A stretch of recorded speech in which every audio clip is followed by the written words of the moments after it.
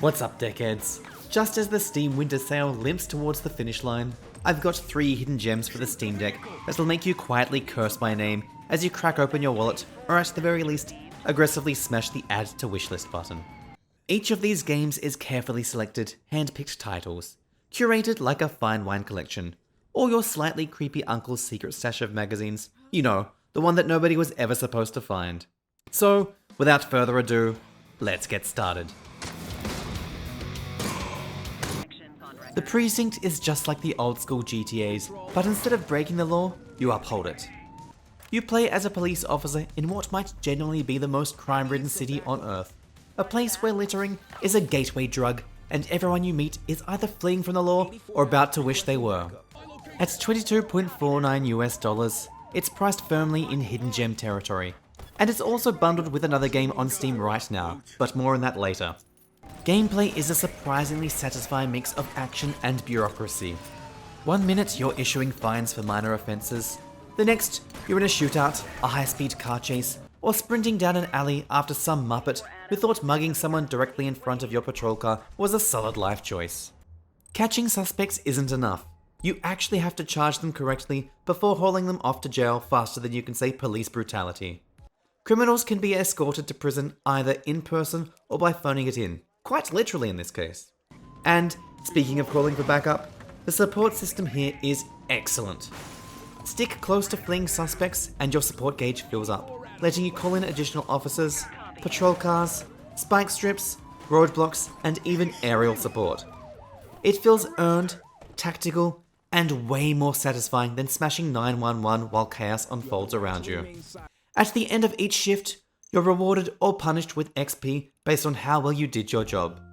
That XP unlocks new vehicles, weapons, shift types, clothing options, and more.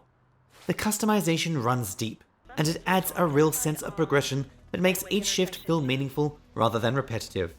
You'll also eventually unlock a canine partner who is not only incredibly useful, but also a far better companion than your soon-to-be retired partner, Officer Kelly, who has admitted himself to be counting down the days until pension.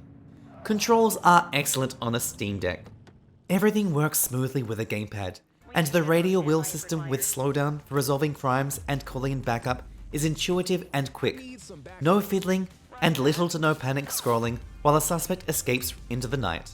If sandbox games usually put you off, don't worry. The Precinct isn't just aimless chaos. There's a clear narrative thread running through your shifts, unfolding naturally as you play, giving structure to the city and purpose to your patrols without ever dragging the pace down. On the deck, performance is rock solid. I locked 30 frames per second in handheld, with around 4 hours and 20 minutes of battery life, making it perfect for long sessions without suspiciously eyeing the charger across the room.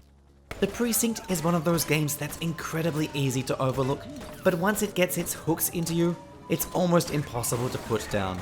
It's clever, addictive, and far deeper than its modest presentation suggests. Exactly the kind of hidden gem that was made for the Steam Deck. Enjoying listening to me talk while I play with my deck? Hit the like button, subscribe, and ring that bell for more Deckhead content. Need backup at my location. Up until now, I considered this war of mine the best zombie survival game ever made, which is impressive considering it doesn't actually have any zombies. Into the Dead, Our Darkest Days has happily corrected that oversight by adding the undead and removing any lingering sense of hope. At $19.99 US, or $38.99 as part of the Surviving the City bundle with the Precinct, this is a grim little survival management game where you control a small group of survivors trying to escape a city that's very much done with being alive. The setup is simple and cruel.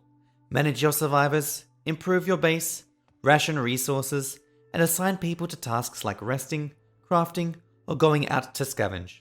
The longer you stay in one base, the faster barricades take damage, and eventually the city politely informs you that it's time to leave or die. As you scavenge locations for resources, you can find telescopes that reveal new areas on the map, complete with infestation levels and resource availability, letting you plan your next bad decision in advance. To move bases, first you need to identify a base suitable location among the new ones you discover, and clear out every last zombie, which is exactly as terrifying as it sounds. Mechanically, It plays exactly how you'd hope and fear. Noise attracts zombies, and weapons inevitably break, often faster than feels fair.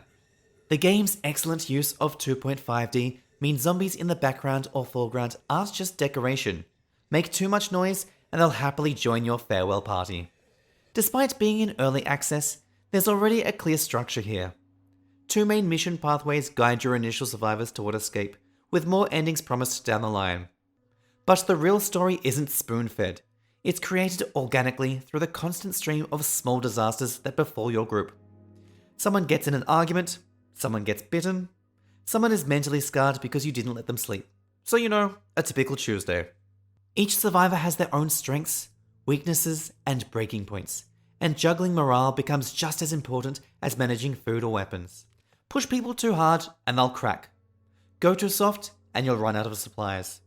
Just like being a parent, it's a delicate balance between leadership and emotional neglect.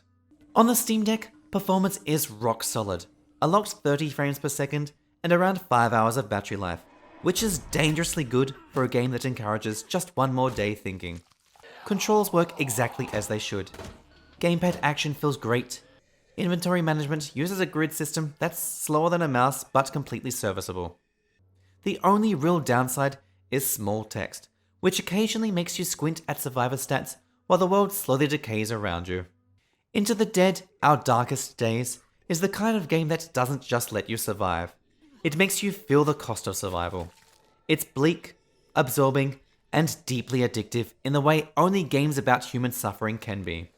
You'll start playing in the early evening, glance at the clock, and realize it's now get the hell to bed o'clock in the morning. If you enjoy survival games where the real enemy isn't zombies, but the slower erosion of your mental well-being, this one will absolutely ruin your sleep schedule, and you'll be grateful for it. Jupiter Hell is Doom but turn-based, which, just like a child forced into labor, shouldn't work but does. At $7.49, this is easily the cheapest game in the lineup, but don't let that price tag fool you. This game hits harder than a German mistress with a pre-agreed safe word. This is a true roguelike in the most uncompromising sense of the term. No meta progression, no permanent unlocks, no safety net. You die, you start over, and hopefully you learn something, but let's be realistic, probably not. Expect to fail. A lot. That's not a flaw though, that's the point. Despite being turn-based, Jupiter Hell is dripping with violence and momentum. Every move matters. Every decision feels tense. The gore is generous, the action is relentless, and the game proudly wears its boomer shooter and VHS era influences like a blood-soaked badge of honor. The game even has a cover system. It's tactical carnage, less spray and pray, and more think fast or die. Levels and loot are procedurally generated, keeping each run fresh, and there are 3 distinct classes, each with their own playstyle. As you progress through a run, you earn XP and level up, unlocking skills that genuinely change how you approach combat. Each class also has master skills, with prerequisite paths that radically alter your strategy, turning the same character into wildly different killing machines depending on your choices. The depth here is ridiculous. There's an absurd amount of customization and replayability packed into a relatively short runtime. It's the kind of game where you get absolutely demolished and immediately think, okay, this time I'll do better. And you don't, but that's okay. On the Steam Deck, it's a dream.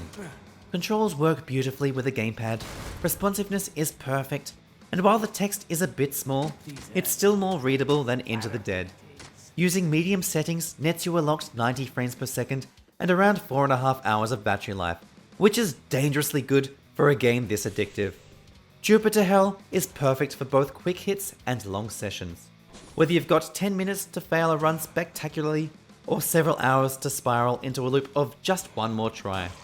It's brutal, brilliant, and endlessly replayable. If you enjoy abusive relationships, where you get knocked down repeatedly and are somehow convinced it was your fault every single time, Jupiter Hell is the hidden gem for you. That's it for this trio of hidden gems on the Steam Deck. If you enjoyed the video and want more hidden gems, game reviews, and bundle deep dives built specifically for the deck, hit like, subscribe, and ring that bell. See you next time, Deckheads.